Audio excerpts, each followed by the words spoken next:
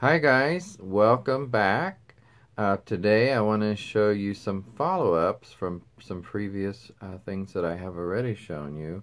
So for instance, this is a doll I showed you a few weeks ago, and I told you I was going to debox her, and I have, but as you can see she's still on this background, and I'm curious as I kind of like her on this background, but, you know, that would make it kind of hard to display her somewhere if I find the space to display her, first of all.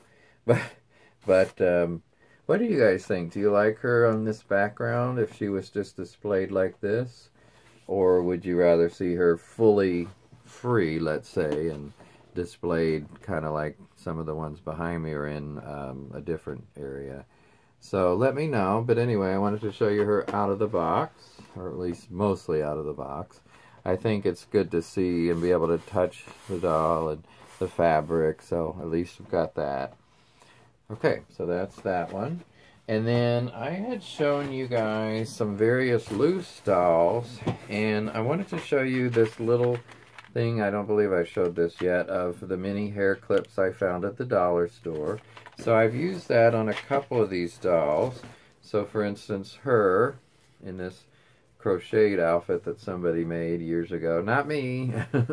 But anyway, she's using that, and it does work. I would wish they were just a little bit bigger, but anyway, had a little bit of trouble getting all this hair in that one thing, but anyway, it works. It's just a little tough, and looks like I missed one little piece, but anyway, she looks pretty good like that, with hair, just her hair pulled back, nice casual look. This doll, by the way, is this one here is Beauty Secrets Barbie from, you know, I think 1979, but hers was a lot easier if I want to use it. I was just really just demonstrating it here, but I put her in this much more modern dress because actually I thought it looked pretty good on her. It's a little bunched up right now, but so yeah, that's her. And then this one, who still not sure who this is, by the way, if anybody knows for sure. Some people gave me some ideas, but nobody seemed to be definite. So I'm not sure who she is, and it's not that important, but I just wondered. But she's in this, but you know what? It won't snap at the top, or it would not snap at the top, and I had to kind of force it. And now the snap broke off, as far as the sewing, I mean, it would have to be re-sewn. But it seems like this dress does not fit full, regular, busted Barbie, so I'm not sure who it originally was for. Kind of like this, but now, of course, it's really loose. So, and then this doll, I wanted to re-show this doll. This is one that I've had for a little bit, and I put her in this outfit. Really like her hair, by the way. Let me move this box so I can get a little closer to you guys, or to the camera. So, her hair is really soft. Now, I worked with it to get it like that and get it fixed, but it came out really nice, and it's a little uneven looking in the back, but I kind of think this might be Dream Glow Barbie, but I'll have to compare it to my one that I know is Dream Glow. So I'm not sure. But anyway, what do you think of this green dress she's in? It's got an Asian-inspired dress, or Asian-looking dress. It's caught in the back. There it goes. I got it out. She looked kind of cute in it. It's a closer view of her. Okay.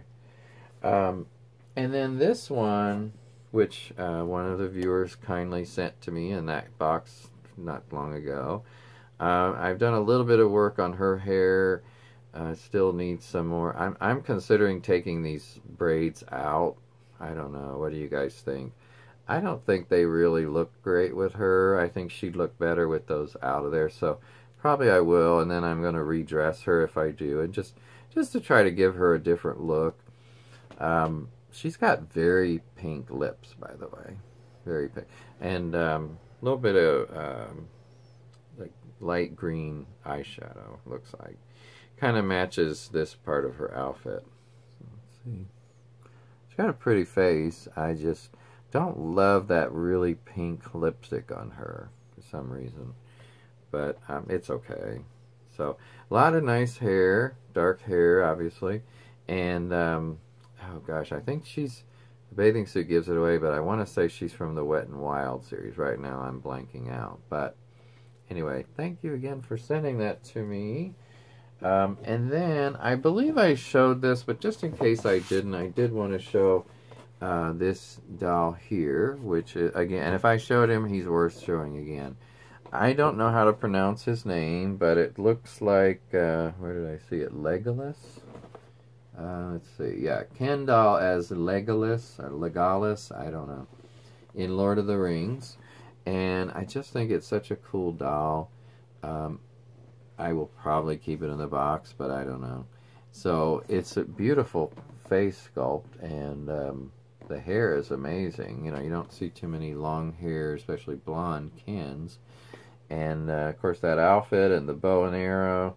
It seems to be a very well done doll. I mean, I've never watched this series or these movies, so I don't know. But looking at the picture on the back, I mean, it's a fairly good likeness of that person. I'm not sure who that is, but let me see if it says. No, it doesn't say. And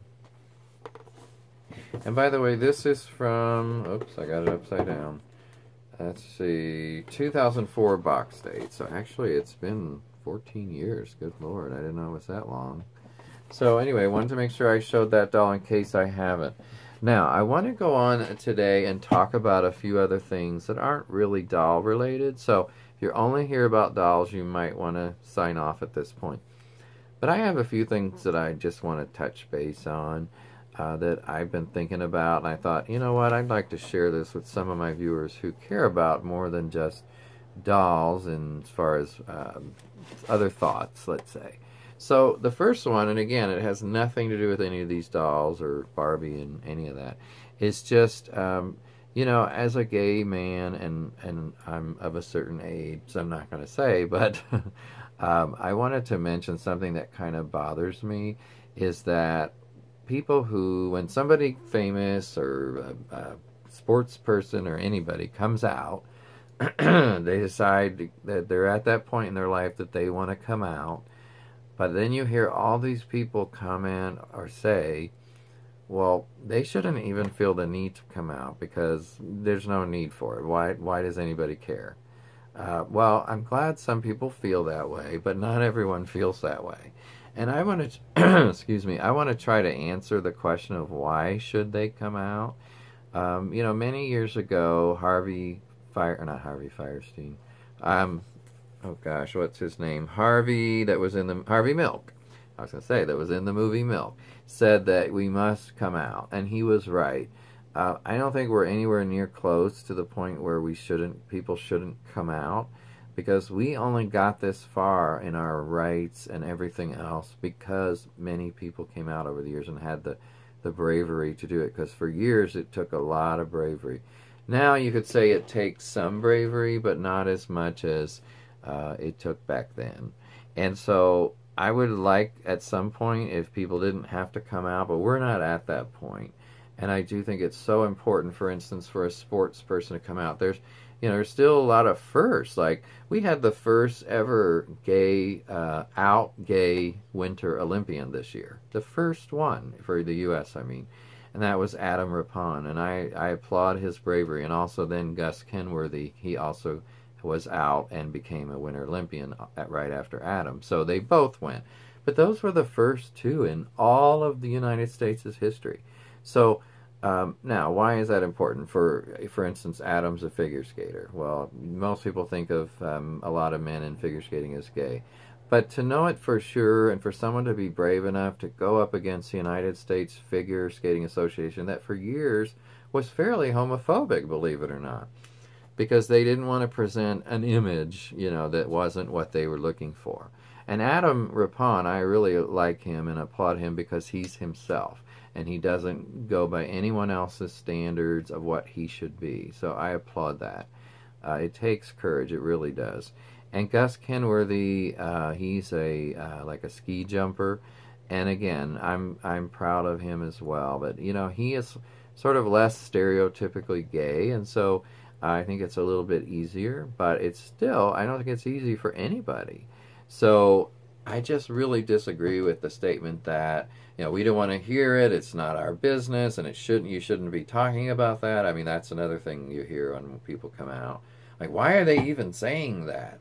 Who cares? Well, some of us do care, and it's important to especially young people who are struggling with their identity.